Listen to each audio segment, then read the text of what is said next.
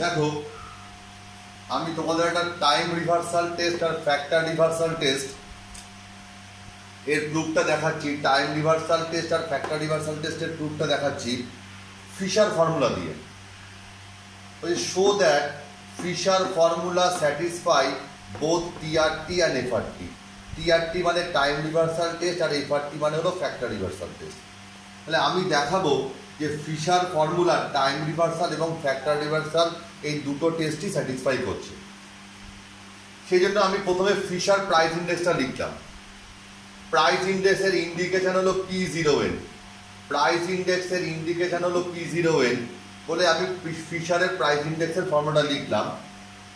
এবং ফিশারের ফর্মুলায় ইনটু 100 আছে, কিন্তু মনে রাখতে হবে টেস্ট করার সময় আমরা যখনই কোনো টেস্ট করব সেই টেস্ট করার সময় ইগনোরিং 100 মানে অর্থাৎ 100টাকে ইগনোর করে লিখতে হবে। ওই জন্য ইনটু 100টা লিখলাম না বলে ইগনোরিং 100 কথাটা আমি ব্র্যাকেটের মধ্যে দেখিয়ে দিলাম। এবার time reversal test, time reversal টেস্টের কন্ডিশনটা হলো এইটা। টাইম রিভার্সাল টেস্টের কন্ডিশনটা হলো এটা। আই মানে হলো ইন্ডেক্স নাম্বার, I0n মানে ইন্ডেক্স নাম্বার, 0 মানে বেস পিরিয়ড আর n মানে হলো কারেন্ট পিরিয়ড। যেহেতু টাইমটাকে রিভার্স করে দেবো ওই জন্য দেখো কি লিখলাম IN0, অর্থাৎ দেখো 0-র জায়গায় n বসিয়েছি আর n এর জায়গায় 0 বসিয়েছি, অর্থাৎ টাইমটাকে আমি রিভার্স করে দিলাম। ওই জন্য টাইম রিভার্সাল হলো। এর রেজাল্ট যদি 1 হয় তবেই কোনো ইন্ডেক্স নাম্বার এই টাইম রিভার্সাল টেস্টটা স্যাটিসফাই করবে। এবং অবশ্যই ইগনোরিং 100 কথাটা লিখতে হবে। আই মানে হলো ইন্ডেক্স নাম্বার। এবার এটা যদি প্রাইস ইন্ডেক্স নাম্বার হয় তাহলে আই এর জায়গায় লিখবো পি। তাহলে ওই জন্য লিখে দেখো, ওই জন্য লিখেছি in case of price index, in case of price index TRT condition is P0n into PN0. In case of price index, in case of price index TRT condition is P0n into PN0 equal to 1.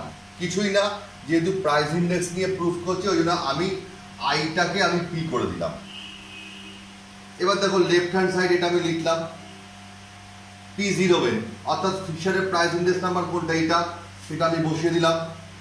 P0n অর্থাৎ ফিশারের price index number কোনটা এইটা সেটা আমি বসিয়ে দিলাম। এবার দেখো PN0টা কি করে লিখছি, PN0টা আমি কি করে লিখছি, কিছুই না, টাইমটাকে জাস্ট রিভার্স করব, এটা দেখেই এটা বসাবো।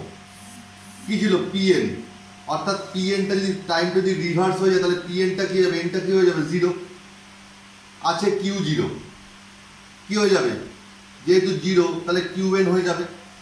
এখানে কি আছে P0 Q0, তাহলে কি হবে PN QN, তাহলে এখানে আছে PN QN, এটা কি হয়ে যাবে P0 Q0, কারণ টাইমটাকে রিভার্স করছে, অর্থাৎ যেখানে 0 আছে সেখানে আমি n বসাচ্ছি আর যেখানে n আছে সেখানে আমি 0 বসাচ্ছি, বসিয়ে দিলাম। এবার দেখো কি কি কাটাকুটি হয়ে যাচ্ছে, PN Q0 কাটাকুটি হয়ে যাচ্ছে, P0 Q0 এই P0 Q0 কেটে যাচ্ছে, PN QN কেটে যাচ্ছে, P0 QN কেটে যাচ্ছে। তাহলে কি পড়ে যাচ্ছে √1 মানে 1। তাহলে সো স্যাটিসফাই টি